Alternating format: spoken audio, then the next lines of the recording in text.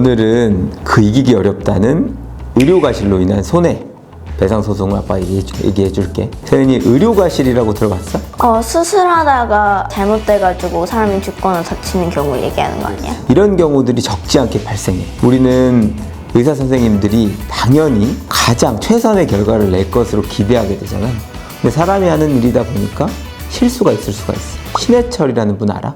아니, 몰라. 신해철이라고 굉장히 유명하고 노래도 잘 만드시고 잘 부르시기도 했던 가수분이 계셨는데 의료과실로 돌아가시게 됐어. 수술을 받다가. 사람 생명이 위험해지는 그런 수술은 아니었거든. 그런데도 실제로 수술을 받다가 돌아가셔서 그 수술을 집도했던 의사는 처벌을 받게 됐지.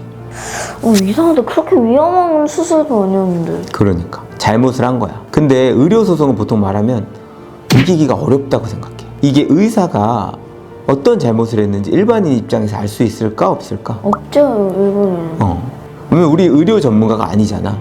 그러다 보니까 어떤 잘못을 했는지 알아내기가 쉽지 않단 말이야. 의사 선생님들이 일부러 그런 일은 잘 없겠지. 사람을 일부러 다치게 하고 이런 일은 없을 거 아니야.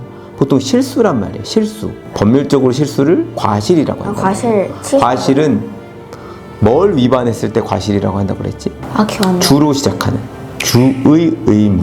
의사들이 수술을 하고 치료를 하는 도중에 지켜야 될 주의무가 있단 말이야. 그 주의무를 위반해서 제대로 치료를 못해서 문제가 발생됐다. 이러면 그게 이제 의료 과실이 되는 건데 도대체 어떤 의무가 있고 어떤 잘못을 했는지 알 수가 없단 말이야. 제3자 입장에서.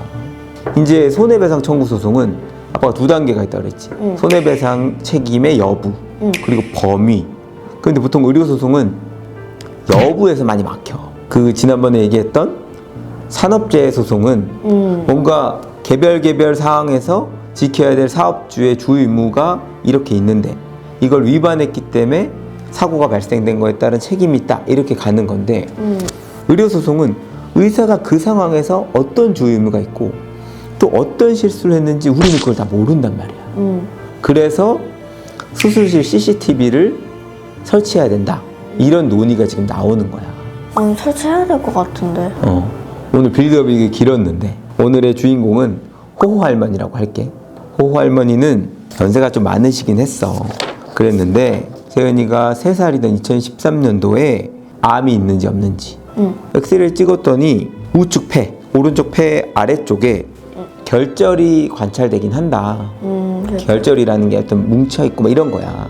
근데 그게 좀 뭐 별 문제는 아닌 것 같으니까 3개월 있다가 보자. 암은 아닌 것 같아요. 이렇게 된 거야. 근데 그 암이면 어떡해. 그러니까. 그래서 이제 암이 아닌 것 같으니까 3개월 후에 좀 지켜보시죠. 3개월 뒤에 가서 또 찍은 거야. 똑같이 봤더니 그럼 결절이 또 있는 거야.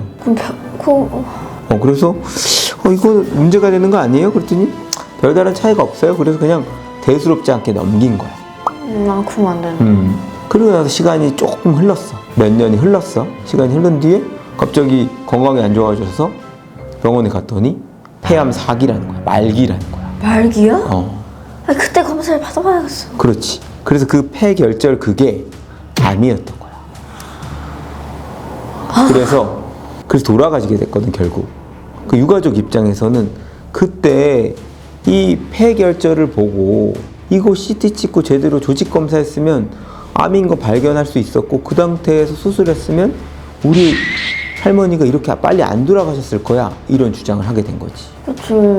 그랬더니 병원 측에서 뭐라고 나왔냐? 아니 우리는 잘못이 없어요. 우리는 그 당시에 할 수 있는 의료적 치료를 다 한 거고 우리는 이렇게 치료를 하라고 했는데 적극적으로 안 한 건 할머니 측의 잘못이었다. 이렇게 발뺌을 하는 거지. 별게 아니라고 한 게 누군데 지금. 그러니까. 그래가지고 결국에는 분쟁이 이어지다가 소송까지 가게 됐거든. 그쪽에선 자기 잘못을 인정하기 어렵다.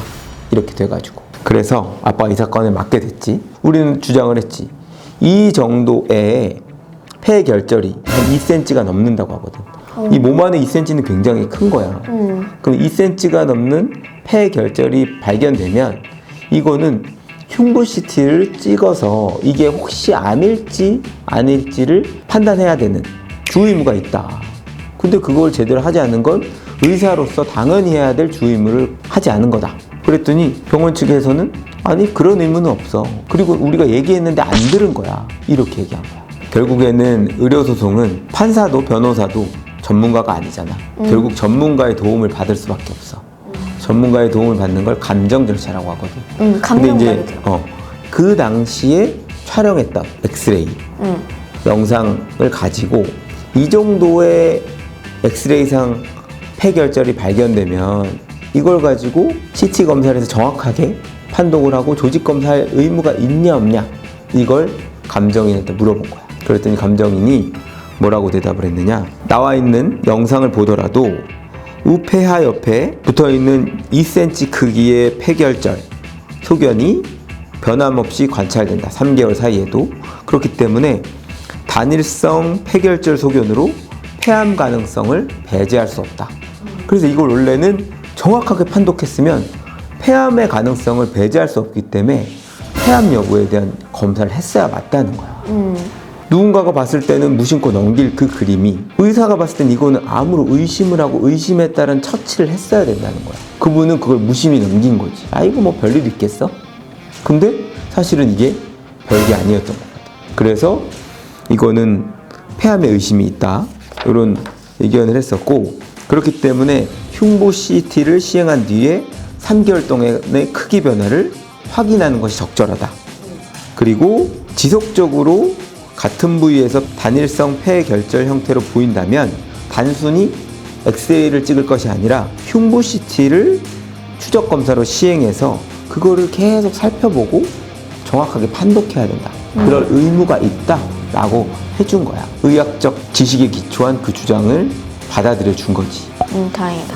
이 병원 측에서는 자기네들은 주 의무를 다 했고 이거는 환자의 탓이다 라고 자꾸 몰아붙였지만 결국에는 진료기록 감정에 따른 결과를 받아들여서 손해배상 책임의 여부라는 첫 번째 산을 넘고, 범위와 관련돼서는 장례비 중의 일부, 그리고 판독됐을 때는 3기였거든. 그래서 이 3기였기 때문에 그때 정확하게 판독하고 치료했으면 완치 가능성이 꽤 있다는 거야. 2년 생존율은 90%, 5년 생존율은 77%이기 때문에 사실 훨씬 더 오래 사실 수 있었다는 거지. 그 부분으로 인해서 가족들 입장에서는 이게 제대로 판독이 됐으면 지금도 옆에 계실 텐데 지금은 안 계시기 때문에 얼마나 마음이 아플 거야. 그래서 정적 피해에 따른 위자료가 인정됐었지. 아빠도 법률 전문가로서 100%를 기대해서 하지만 사실 누구나 100%를 못할 수는 있거든. 근데 그래서 법원에서는 어떻게 보고 있느냐, 의료과실에 관한 기준인데, 의료 과실 유무를 판단함에 있어서는 같은 업무와 직무에 종사하는 일반적 보통인, 그러니까 의사들의 능력을 1등부터 100등까지라고 하면 1등을 기준으로 해서는 안 된다는 거야. 보통인 정도에. 그리고 사고 당시 일반적인 의학의 수준과 의료 환경, 조건, 그리고 의료행위의 특수성들을 고려해야 된다는 거야. 지금은 당연히 쉬운 수술인데 그때는 어려웠던, 근데 그 당시에 최선을 한 거 했는데 나중 돼서 그거는 어려운 수술이 아니었다 라고 해서 그걸 과거의 기준을 보지 않고 현재의 기준을 들이대서 잘못했다라고 할 수는 없다는 것이고, 이 사람이 되게 적극적으로 위험한 상황에서 적극적으로 의료 행위를 한 건데 결과만 갖고 얘기할 수는 없다, 뭐 이런 거야. 그래서 이런 특수성을 고려해야 된다, 이런 판례가 있어. 그래서 그에 따라서도 이 경우는 조금 충분한 주 의무를 다하지 못했다, 그런 판결이 내려졌지. 어떤 거 같아? 의료소송? 주의 의무를 다했던 그 병원의 말이 좀 괘씸했던 것 같아. 결국에는 이렇게 판결을 받았고 그 병원 측도 인정을 해서 항소하지 않아서 그렇게 이제 피해 손해배상을 해주고 사건은 마무리가 됐지. 하여튼 의료소송은 어렵긴 하지만 그렇게 또 불가능한 건 아니야. 법원에서는 요즘에는 무조건 원고 측에게 다 입증하라고 하지 않아.